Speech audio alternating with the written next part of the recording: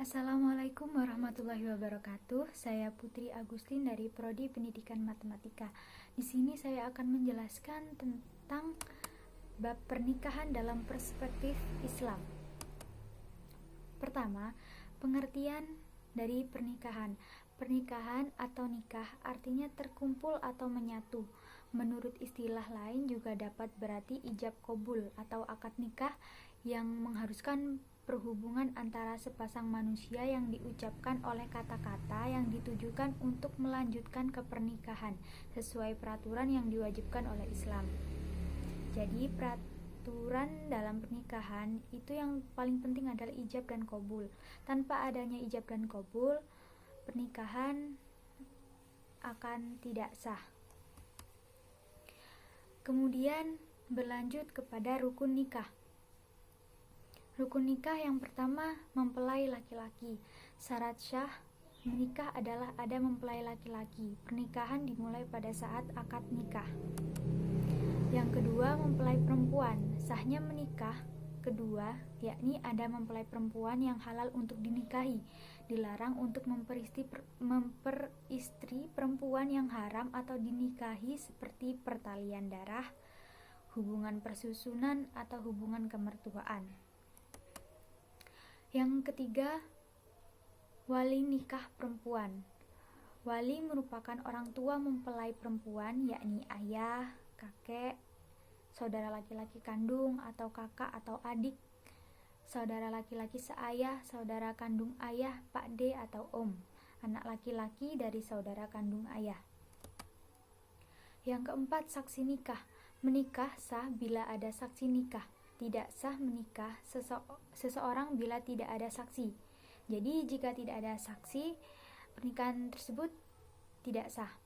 Syarat menjadi saksi nikah yakni Islam, baligh, berakal, merdeka, lelaki, dan adil. Dua orang saksi ini diwakilkan oleh pihak keluarga, tetangga, ataupun orang yang dapat dipercaya untuk menjadi seorang saksi. Yang kelima, yang paling penting yakni ijab dan kabul. Syarat sah nikah yakni ijab dan kabul. Ijab dan kabul adalah janji suci kepada Allah Subhanahu wa taala di hadapan penghulu, wali, dan saksi saat kalimat saya terima nikahnya. Maka dalam waktu bersamaan dua mempelai laki-laki dan perempuan sah untuk menjadi sepasang suami istri. Kemudian berlanjut kepada syarat nikah. Syarat nikah yang pertama, calon suami dengan syarat-syarat sebagai berikut. Pertama, beragama Islam. Kedua, berjenis kelamin laki-laki pastinya. Ada orangnya atau jelas identitasnya. Jadi jelas identitasnya dari mana gitu. Setuju untuk menikah. Tidak ada paksaan atau apapun. Tidak memiliki halangan untuk menikah. Dan yang kedua, calon istri dengan syarat-syarat. Yang pertama, beragama Islam, atau ada yang menyebutkan mempelai wanita boleh beragama Nasrani maupun Yahudi. Yang kedua, berjenis kelamin perempuan pastinya. Yang ketiga, ada orang atau jelas identitasnya. Setuju untuk menikah, tidak terhalang untuk menikah. Yang ketiga, wali nikah. Yang pertama, harus laki-laki, dewasa, mempunyai hak perwalian atas mempelai wanita. Keempat, adil, beragama Islam, berakal sehat, tidak sedang berihram haji atau umroh. Yang keempat, yakni saksi nikah, minimal terdiri dari dua orang laki-laki, hadir dalam proses ijab kabul, mengerti maksud akad nikah, beragama Islam, adil, dan dewasa. Yang kelima, ijab kabul dilakukan dengan bahasa yang mudah dimengerti kedua belah pihak, baik oleh pelaku akad dan penerima akad dan saksi. Ucapan akad nikah juga haruslah jelas dan dapat didengar oleh para saksi. Begitu. Selanjutnya, hukum pernikahan. Hukum pernikahan yang pertama, wajib. Wajib jika orang tersebut memiliki kemampuan untuk menikah, dan jika tidak menikah ia bisa tergelincir perbuatan zina. Itu hukumnya wajib.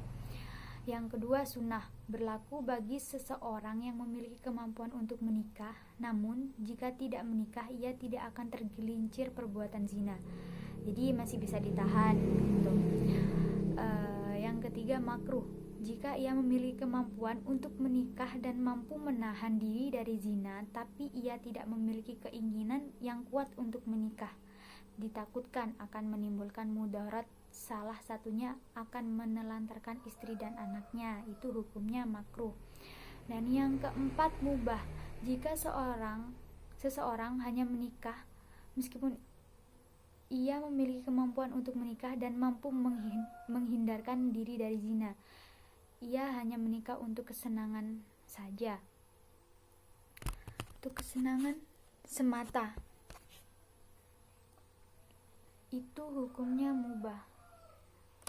Dan yang terakhir, haram, jika seseorang tidak memiliki kemampuan untuk menikah dan dikhawatirkan jika menikah ia akan menelantarkan istrinya atau tidak dapat memenuhi kewajiban suami terhadap istri, dan sebaliknya istri tidak dapat memenuhi kewajiban istri sebagai terhadap suaminya.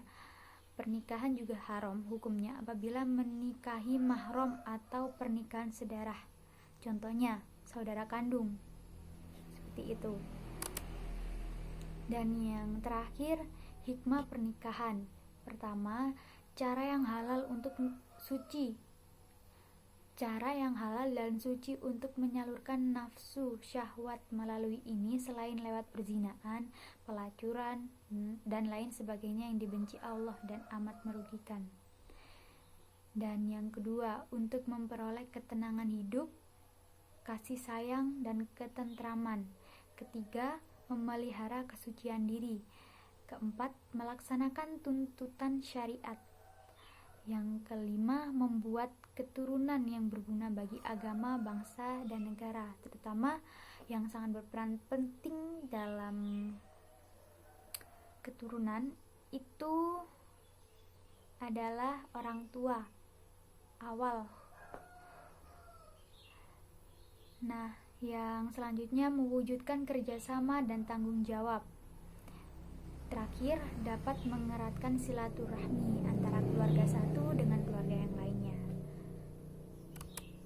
Terima kasih, semoga bermanfaat. Amin ya robbal alamin. Sekian dari saya, kurang lebihnya saya mohon maaf. Wassalamualaikum warahmatullahi wabarakatuh.